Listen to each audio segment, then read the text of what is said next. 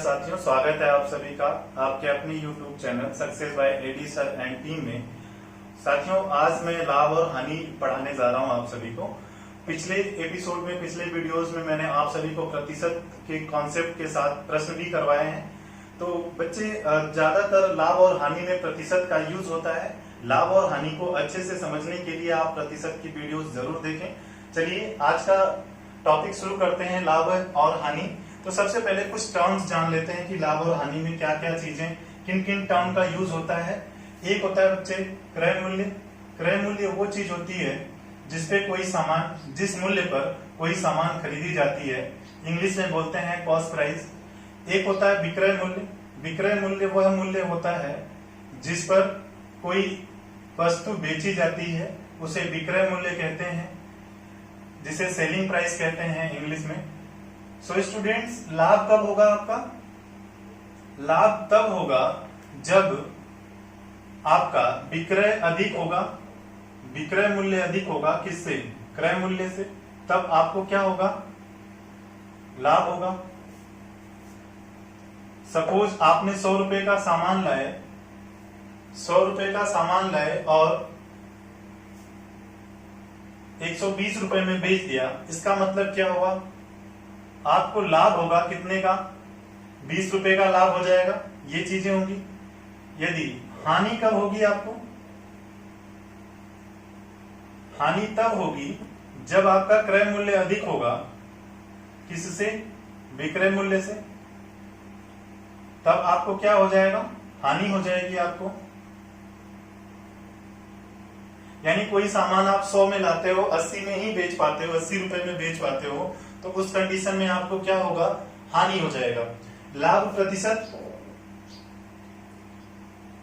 लाभ प्रतिशत कैसे कैलकुलेट करेंगे?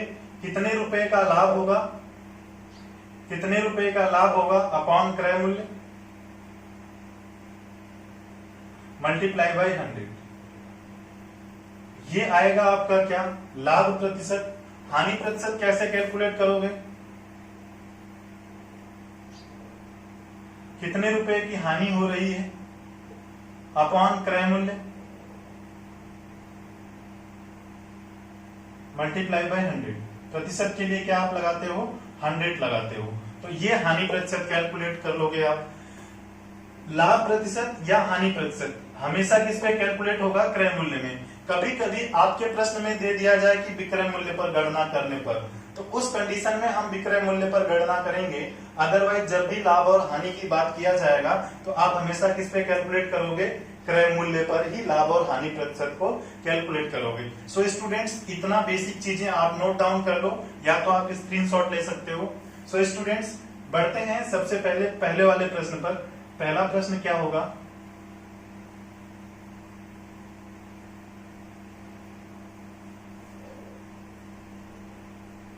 पहला प्रश्न है इस तरह से, 50 वस्तुओं का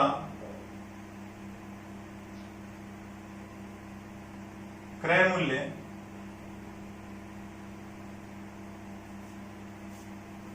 40 वस्तुओं के विक्रय मूल्य के बराबर है।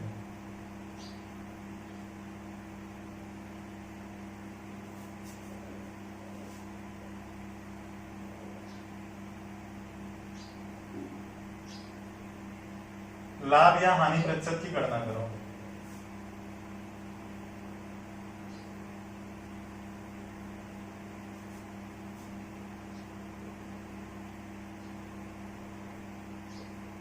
सो स्टूडेंट्स, पहला प्रश्न इस तरीके से है, cost price of 50 article is equals to selling price of 40 article, then calculate profit और लॉस परसेंटेज। इसमें लाभ हो रहा है या हानि हो रहा है, ये आपको कैलकुलेट करना है। सो स्टूडेंट्स, कैसे सॉल्व करेंगे?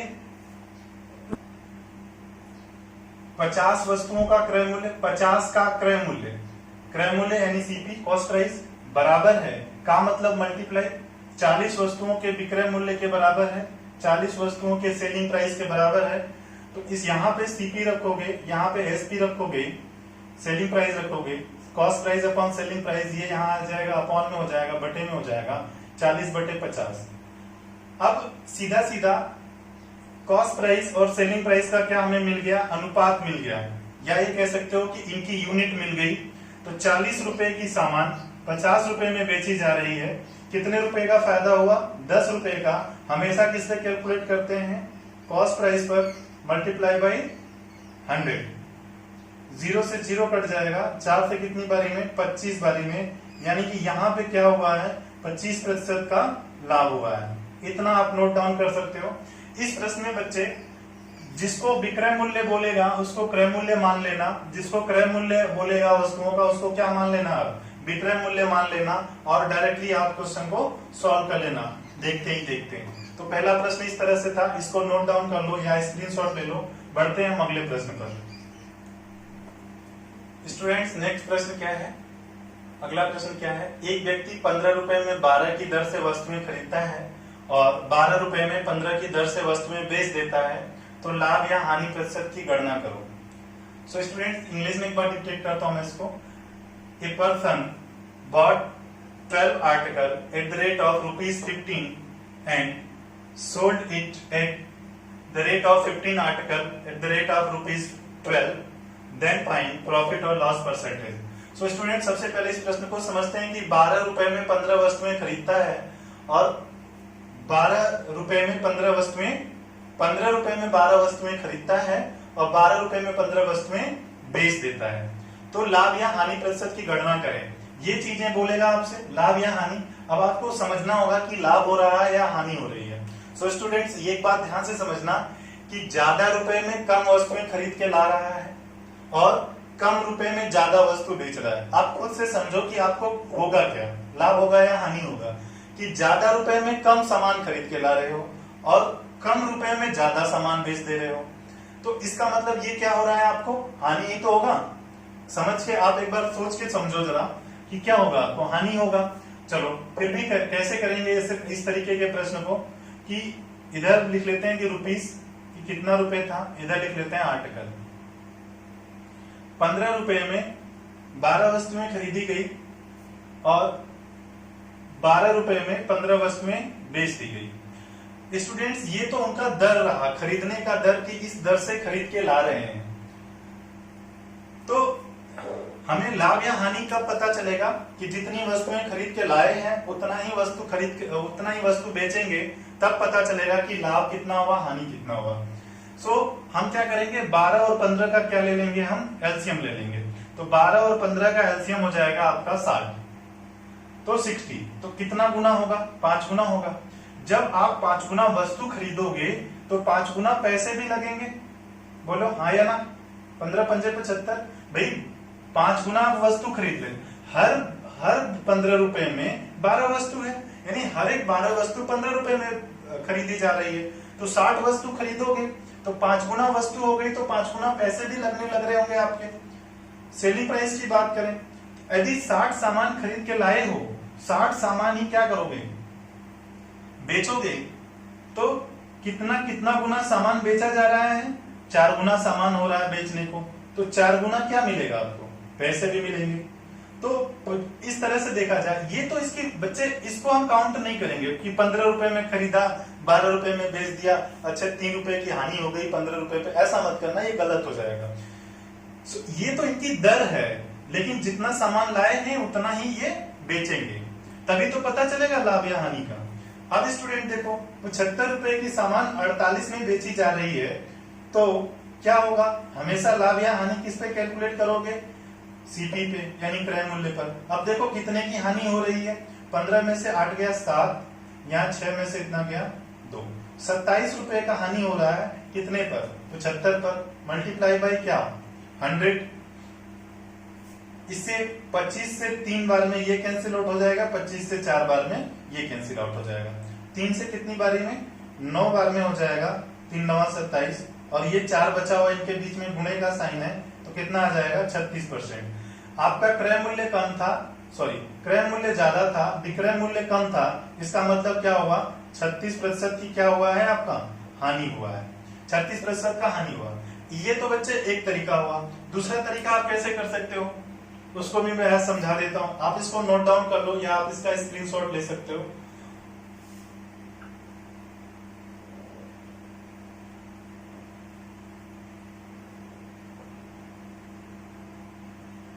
सो स्टूडेंट्स कैसे करेंगे, आप क्या करो, क्रॉस मल्टीप्लाई कर लो इसका इस तरह से, ये आ जाएगा 225, ये आ जाएगा कितना 144। आर्टिकल की तरफ सीपी होगा और रुपीस की तरफ हमेशा एसपी होगा। ये चीजें ध्यान रखने वाली है, ये सीपी को डिनोट करेगा और ये किसको डिनोट करेगा, एसपी को, यानी ये क्रय मूल्य को डिनोट करेगा, ये विक्रय मूल्य को डिनोट करेगा। अब देखा जाए कितने रुपए की हानि हो रही है, 81 रुपए की हानि हो रही है, कितने पर, 225 पर, मल्टीप्लाई बाय 100। 25 से 9 बार में कैंसिल आउट होगा, 25 से 4 बार में, 9 से ये कैंसिल आउट होगा 9 बार में, तो अब ये कितना आ जाएगा, 9 चौको 36, यानी कितना होगा। इस तरीके से भी भाई विक्रय मूल्य अधिक है, विक्रय मूल्य कम है, यानी क्या हम उत्तर क्या मार्क करेंगे, 36% की हानि, 36% की हानि मार्क करेंगे। सो स्टूडेंट्स आप इस तरीकों पर भी नोट डाउन कर लो या इसका स्क्रीनशॉट ले लो। बढ़ते हैं हम अगले प्रश्न पर। स्टूडेंट्स अगला प्रश्न बिल्कुल सेम पिछले प्रश्न की तरह है। ये वाला प्रश्न, एक व्यक्ति 15 रुपए में 8 की दर से वस्तुएं खरीदता है और 18 रुपए में 10 की दर से वस्तुएं बेच देता है, लाभ या हानि प्रतिशत क्या होगा।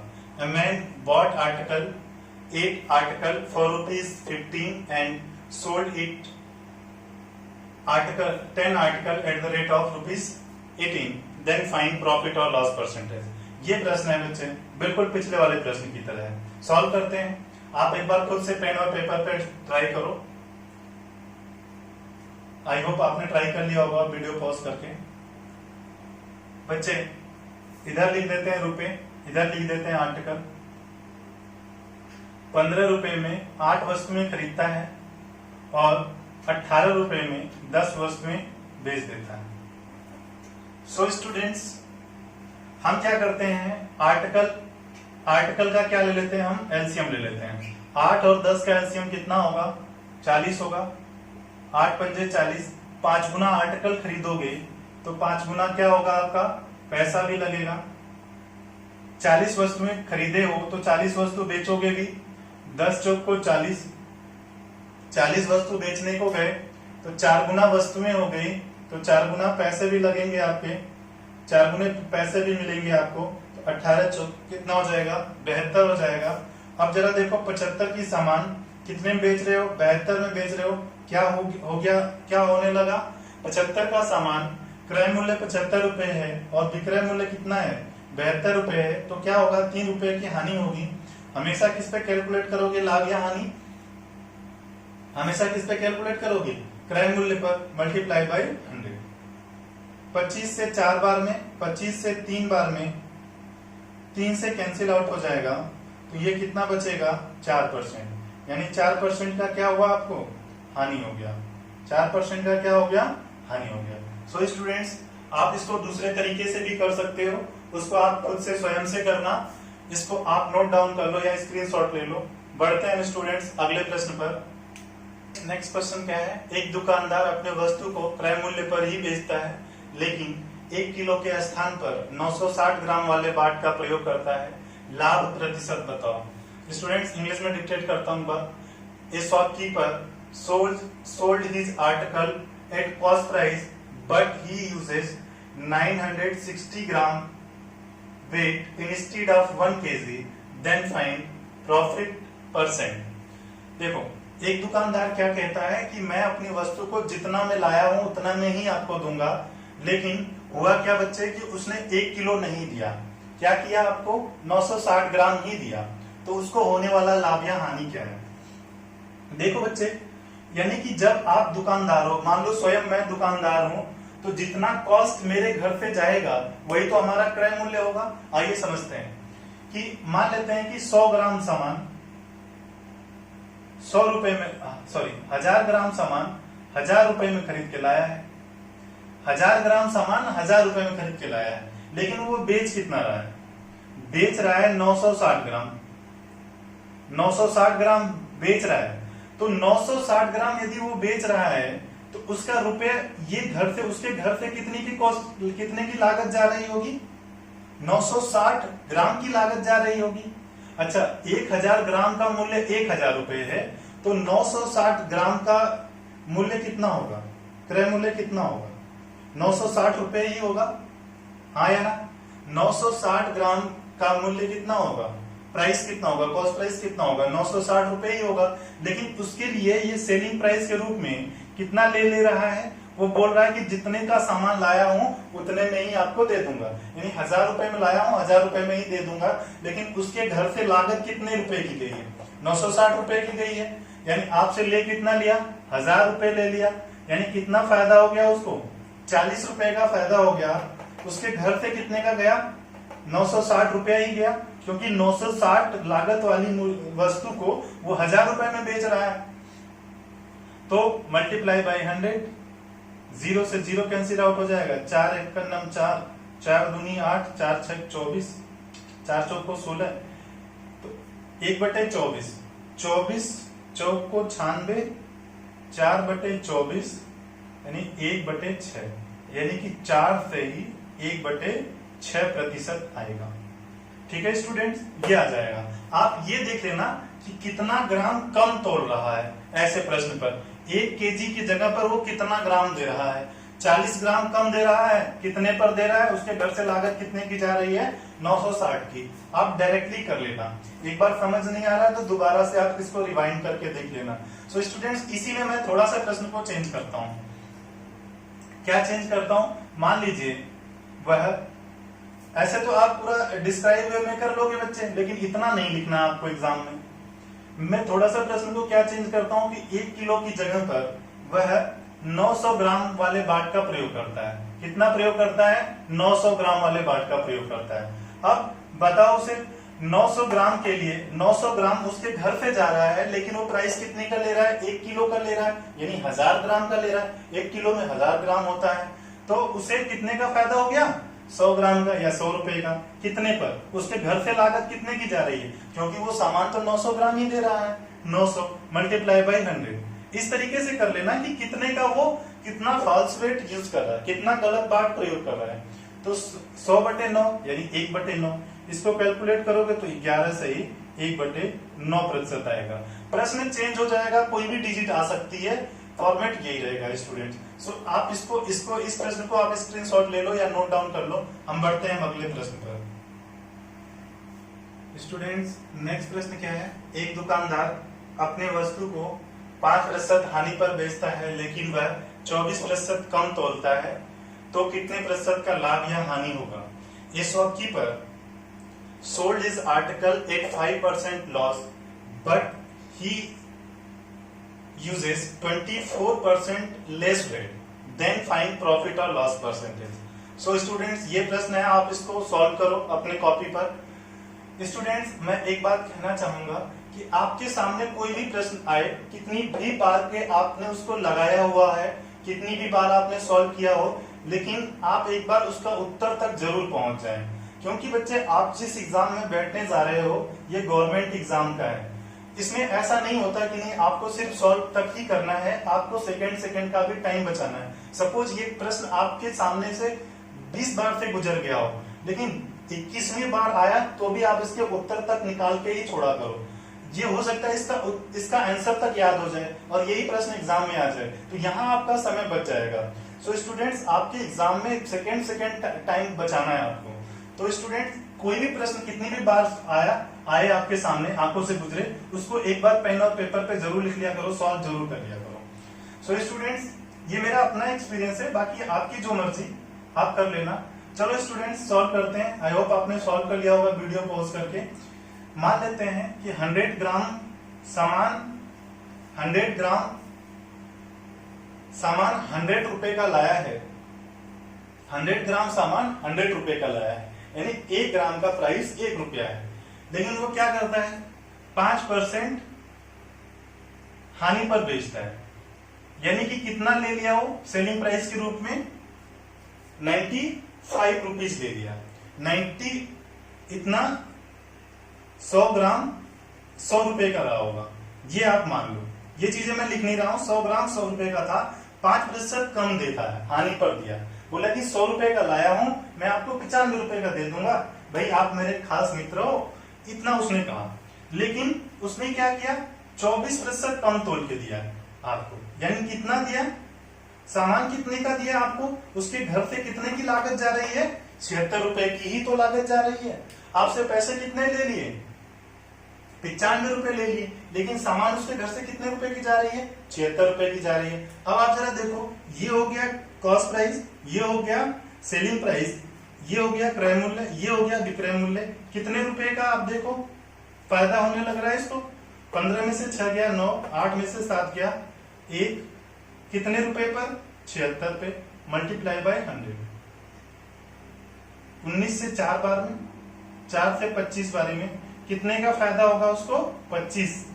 देखो फायदा क्यों हुआ, क्योंकि वो वेट बहुत ही कम यूज करने लग रहा है, क्योंकि वो दिखाना कुछ और चाहता है, बेच कुछ और बेच रहा है। तो इतने प्रतिशत का क्या हुआ, उसे लाभ हुआ। इसको आप नोट डाउन कर लो, चाहे तो आप इसका स्क्रीनशॉट ले सकते हो। हम बढ़ते हैं स्टूडेंट्स अगले प्रश्न पर।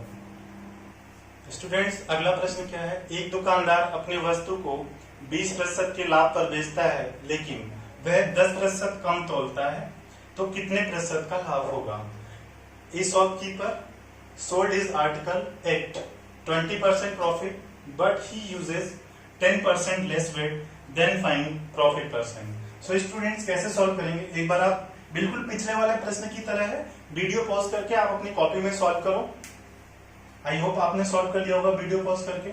मान लीजिए 100 रुपए का 100 ग्राम सामान 100 रुपए का है, उसने बेचने का बोला कि मैं भाई बहुत दूर से लाया हूं और 20 रुपए तो फायदा लूंगा ही लूंगा। ये हो गया सेलिंग प्राइस। 100 रुपए की सामान 120 रुपए में बेचने को कह रहा है, 100 ग्राम सामान रही होगी, और कितना कम तोलता है, यानी उसके घर से कितने का जा रहा है, 90 रुपए का जा रहा है। 90 रुपए के सामान के लिए कितना ले लिया उसने, सेलिंग प्राइस के रूप में, यानी विक्रय मूल्य के रूप में 120 रुपए। 120 रुपए उसने ले लिया विक्रय मूल्य के रूप में, लेकिन उसके घर से सामान कितने का जा रहा है, 90 का ही जा रहा है। कितने का फायदा हुआ, 30 रुपए का फायदा हुआ, कितने पर, 90 रुपए पर। हमेशा क्रय मूल्य पर कैलकुलेट करेंगे, मल्टीप्लाई बाई 100। 30 से करना 30, 30 या 90, 1/3 बच्चे आप कैलकुलेट करोगे कितना आएगा, 33, 1/3%, इतना आ जाएगा। आप इसको नोट डाउन कर लो या आप स्क्रीनशॉट ले सकते हो। बढ़ते हैं अगले प्रश्न पर। चलो स्टूडेंट्स अगला प्रश्न है, एक दुकानदार अपनी वस्तु को क्रय मूल्य पर बेचता है और गलत बाट का प्रयोग करता है और उसे 25% का लाभ होता है, तो उसने 1 केजी के जगह पर कितने ग्राम बाट का प्रयोग किया है। ये shopkeeper sold his article at cost price, but he uses false weight and earn a profit of 25%. Then find how much gram he uses instead of 1 kg. So students, ये जो पिछले प्रश्न रहे हैं उन्हीं का जस्ट एक रिवर्स क्वेश्चन है। देखो स्टूडेंट, यानी कि वो कोई भी सामान ये कह के बेच रहा है कि मैं जितने का लाया हूं, 1000 ग्राम सामान लाया हूं 1000 रुपए में, इतने में ही बेचूंगा, इतने में ही बेच दे रहा हूं। तो ये इसकी सेलिंग प्राइस हुई। 1000 रुपए क्या हुआ इसका, सेलिंग प्राइस। 1000 ग्राम का 1000 रुपए क्या हुआ इसका, सेलिंग प्राइस हुआ। अब ये जो है कि ये किसको डिनोट कर रहा है, सेलिंग प्राइस को, और उसे फायदा कितना होने लग रहा है, 25% का। कोई भी सामान अपने आप में 100% का होता है, 100% का होता है, 100% का सामान होता है, 25% फायदा होगा तो कितना हो जाएगा, सेलिंग प्राइस कितना हो जाएगी। ये सेलिंग प्राइस है, ये लाभ है, ये विक्रय मूल्य है, ये क्रय मूल्य है, यानी ये कॉस्ट प्राइस है। तो यानी ये जो 1000 रुपए है, ये कितने की वैल्यू है, 125 की वैल्यू है।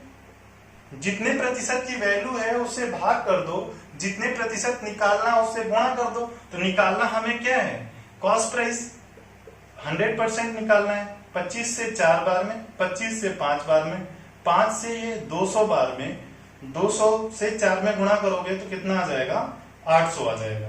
यानी कि 800 रुपए की सामान रही होगी, वो 1000 रुपए में बेचा होगा।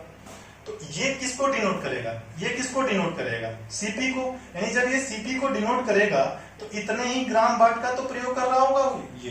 पिछले वाले प्रश्न का जस्ट रिवर्स है ये।